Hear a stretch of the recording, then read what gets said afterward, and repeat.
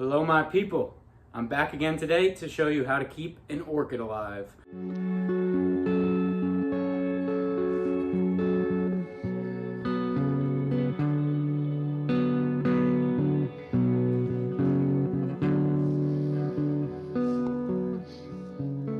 So I've got this beautiful orchid here, really nice dendrobium. You can see I've had it for a while, it's grown huge. This I believe is one of the Tunga hybrids, which is a really nice orchid.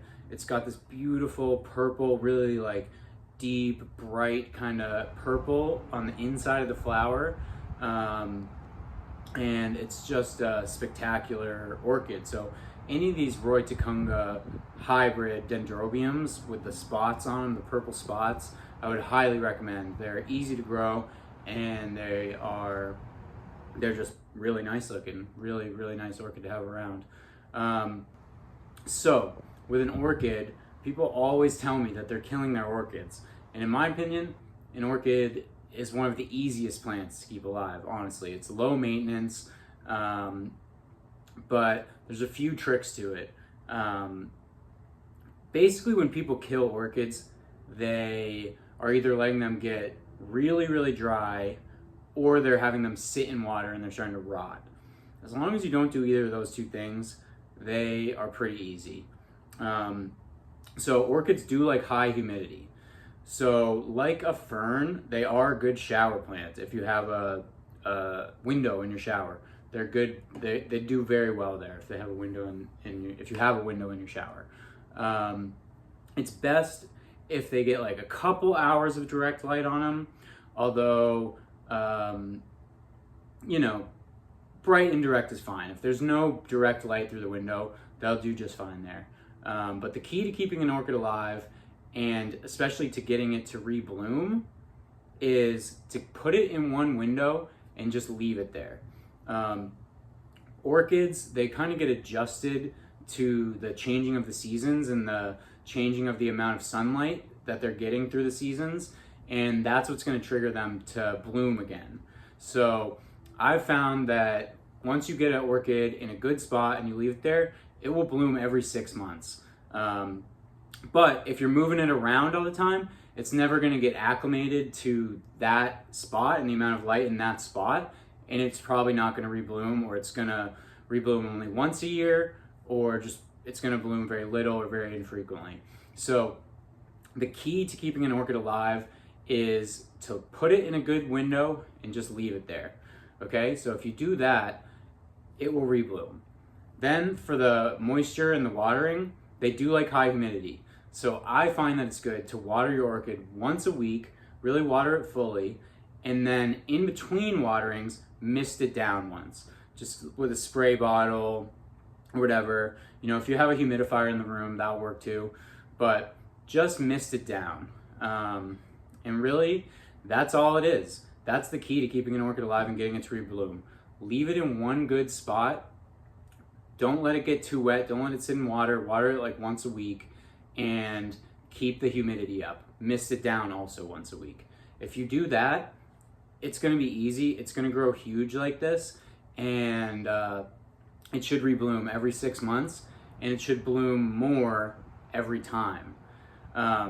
The other key to getting an orchid to grow really big like this is to fertilize it. So I know there's some specific orchid fertilizers that say to water with that fertilizer every watering. I have tried that, and that's good. To use an orchid fertilizer like that and you just put like a few drops in the water, it's better than not fertilizing at all. But what I do is once it's done flowering and the blooms are all gone, just fertilize it with a normal houseplant fertilizer, a high nitrogen fertilizer. I think the two best fertilizers for houseplants are the Microlife Biomatrix and the Fox Farm Grow Big.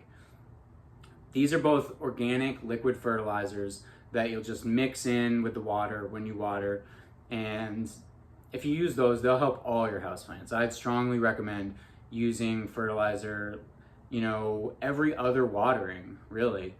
And you just use a little bit. So the bottle, if a bottle costs like $20, it will last you for a long time. So it's totally worth it. So I'd strongly recommend that. But with an orchid, basically, you don't want to give it a high nitrogen fertilizer, or any flowering plant. You don't want to give a high nitrogen fertilizer when the blooms are on, because nitrogen will encourage leaf growth. And so if you do it when the blooms are, when it's currently blooming, it's going to put all its energy into growing leaves, not into blooming. So once the blooms all fall off, do it every other watering with some fertilizer. Fertilize it for, say, 2 months, and then stop. And then you can go back to just using normal water, or you could switch to a blooming fertilizer. The Fox Farm Tiger Bloom is very good. So if it blooms every 6 months, for say 1 or 2 months, once it's done blooming, fertilize it for 2 months with the high nitrogen fertilizer, and then water it for 2 months with the blooming fertilizer. If you do that, you're going to have tremendous success.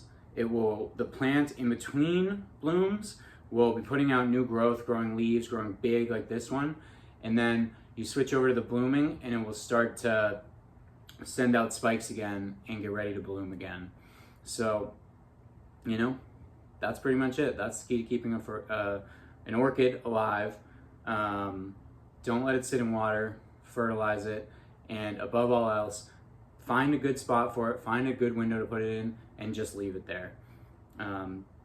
If you can do those things, then you can keep an orchid alive for many years. And you see how huge this one is. I just set it in this pot. It's in a 4-inch pot.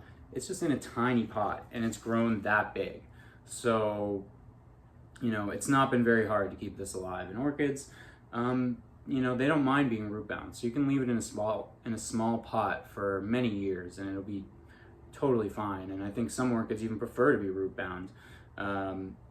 You see this one's in a small pot and it's grown huge and it's blooming like crazy.